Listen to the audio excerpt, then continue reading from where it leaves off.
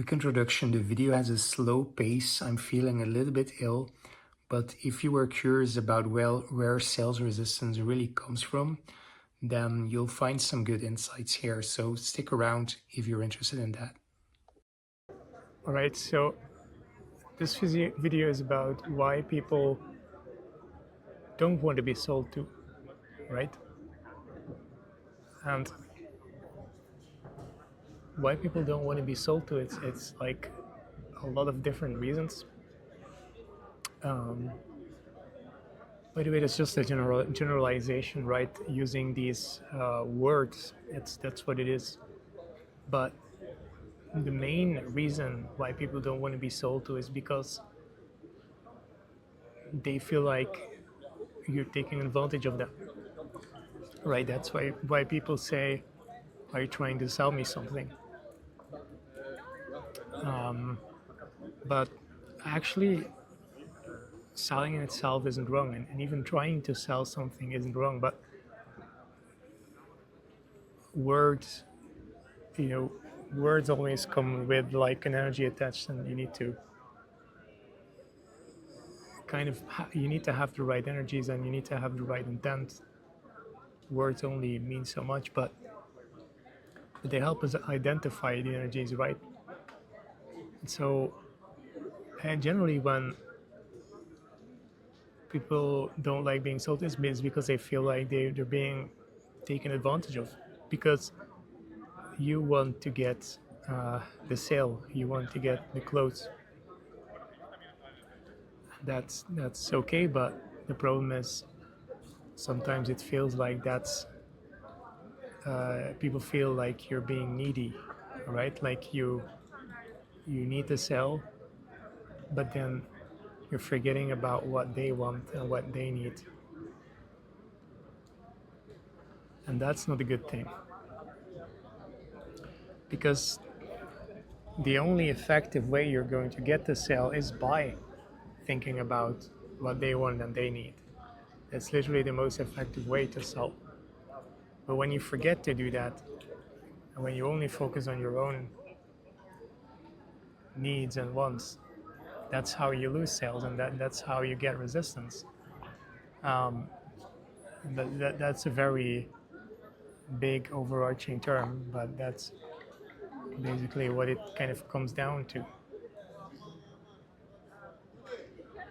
If we become more technical and accurate, like we can identify several different reasons. For example, when we do cold calls, people often resist being sold to because they don't know you. You're a stranger to them, right? So they're even like wondering like, who is this person? They don't feel warm with you because they don't know you. So that's already a factor that you have to overcome. Then there's a factor that you're also probably interrupting their day. Um, so so that's a big thing as well, and we tend to forget that when we just do a lot of cold calls. We tend to forget that, but it doesn't take it away, right? So you're still a stranger to them, and you're still interrupting their day, and then you're interrupting their day with something that you want, with a goal that you want, right? So that's why you have to be very careful about how you go about these things if you want people to follow along on your sales. That's what you want. You don't want resistance, right? So you really have to try to build comfort, build rapport by introducing yourself, building a good or a connection, establishing why you're there, and making them feel like you're there to help them achieve what they want and what they have in their goals. Um, that's how you overcome the resistance. Now, when we think about like sales, it's a little bit different there because you have more time to build rapport and things like that. So it's a different story there. But yeah, it often comes down to the same things as well. It's like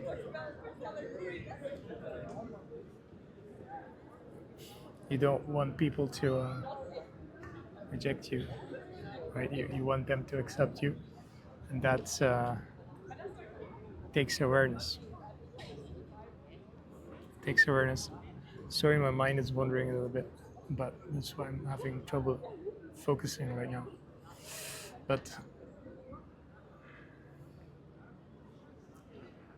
yeah, like, so the biggest reason why people resist sales because they feel like you're trying to take advantage of them, and you overcome that with calibration, proper calibration.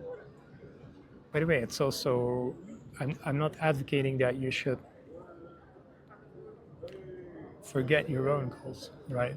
That's not what I'm advocating, because you're still trying to build your business, you're still trying to get sales. So it's not wrong to think about your own goals. But the priority should be the goals of the client, the goals of the person that you're trying to help or sell.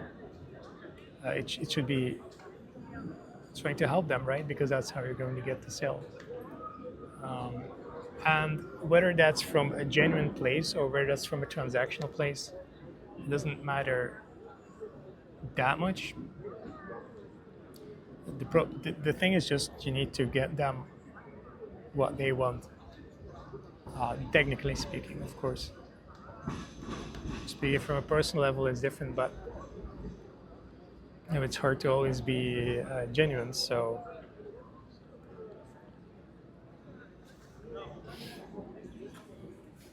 sometimes it's okay to be transactional.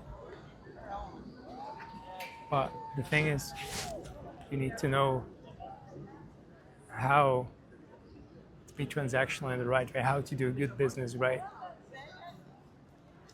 And it's okay to build friendships with your client, but it's not a necessity. But you still have to do sales in an ethical way if you want to get good results in the long term.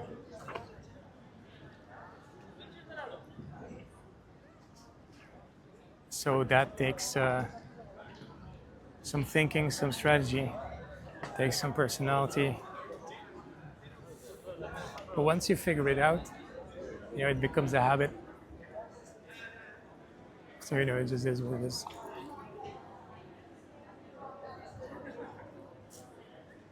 But yeah.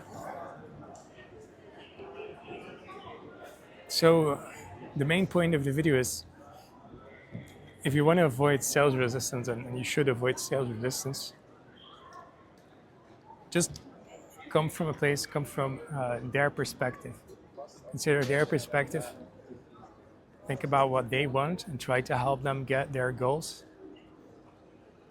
That's basically the biggest thing. And then there's the micro things that come within that, like the cold call things, being aware that people don't know you, that you need to build like a little bit of a relationship, and that it takes time, and that you're interrupting their day a little bit. And so all these facets or things that you need to be aware of when you want to get technical on things, but it's not just about getting them what they want. That's what it comes down to. But if you want to build mastery, then you also got to think about the small details as well. But that comes naturally with practice and experience. Anyway, I hope you enjoyed the video. Check out the next video if you want.